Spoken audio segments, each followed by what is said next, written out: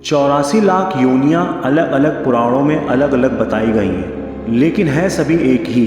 अनेक आचार्यों ने इन 84 लाख योनियों को दो भागों में बांटा है। पहला योनिज, दूसरा अयोनिज, अर्थात दो जीवों के संयोग से उत्पन्न प्राणी योनिज कहे गए, और जो अपने आप ही अमीबा की तरह विकसित होते हैं उन्हें अयोनिज कहा गया। इसके अतिरिक्त स्थूल रूप से प्राणियों को तीन भागों में बांटा गया है: जलचर, जल में रहने वाले सभी प्राणी; थलचर, पृथ्वी पर विचरण करने वाले सभी प्राणी; नभचर, आकाश में विहार करने वाले सभी प्राणी। उक्त तीन प्रमुख प्रकारों के अंतर्गत मुख्य प्रकार होते हैं, अर्थात 84 लाख योनियों में प्रारंभ में निम्न 4 वर्गों में भी बांटा जा सकता है। जरायुज, माता के गर्भ से जन्म लेने वाले मनुष्य पशु जरायुज कहलाते हैं। अंडज, अंडों से उत्पन्न होने वाले प्राणी अंडज कहलाते हैं। स्वदेज, मल मूत्र पसीने आदि से उत्पन्न शूद्र जंतु स्वदेज कहलाते हैं। उदिभज,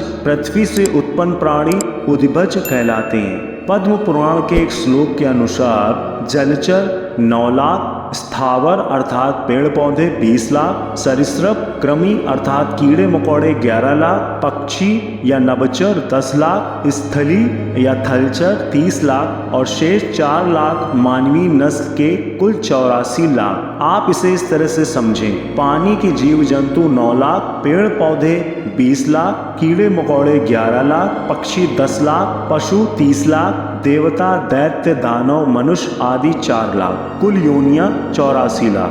प्राचीन भारत में विज्ञान और शिल्प ग्रंथ में शरीर रचना के आधार पर प्राणियों का वर्गीकरण किया गया है, जिसके अनुसार एक शव, एक खुर वाले पशु गधा, घोड़ा, खच्चर, गौर, हिरण इत्यादि। द्विषभ, 2 खुर वाले पशु गाय, बकरी, भैंस, कृष्ण, मृग आदि। पंच अंगुल, 5 उंगली पंजों वाले पशु सिंह, व्याघ्र, गज, भालू, कुत्ता, श्रृंगार आदि। मनुष्य जन्म कब मिलता है? एक प्रचलित मान्यता के अनुसार एक आत्मा को कर्म गति अनुसार 30 लाख बार वृक्ष योनि में जन्म होता है। उसके बाद जलचर प्राणियों के रूप में 9 लाख बार जन्म होता है। उसके बाद क्रम योनि में 10 लाख बार जन्म होता है और फिर 11 लाख बार पक्षी योनि में जन्म होता है। उसके बाद 20 लाख बार पशु योनि में जन्म लेना होता है। अंत में कर्मानुसार गौ का शरीर प्राप्त करके आत्मा मनुष्य योनि प्राप्त करता है और तब 4 लाख बार मानव योनियों में जन्म लेने के बाद पितृ या देव योनि प्राप्त होती है। ये सभी कर्मानुसार चलता है। मनुष्य योनि में आकर नीच कर्म करने वाला पुनः नीच की योनियों में सफर करने लग जाता है, अर्थात उल्टे कर्म में गति करता है, जिसे ही दुर्गति कहा गया है। मनुष्य का पतन कैसे होता है? कठोपनिषद अध्याय 2 वल्ली 2 के 7वें मंत्र में यमराज जी कहते हैं कि अपने अपने शुभ अशुभ कर्मों के अनुसार शास्त्र, गुरु, संग, शिक्षा, व्यवसाय आदि के द्वारा सुने हुए भावों के अनुसार मरने के पश्चात कितने ही जीवात्मा दूसरा शरीर धारण करने के लिए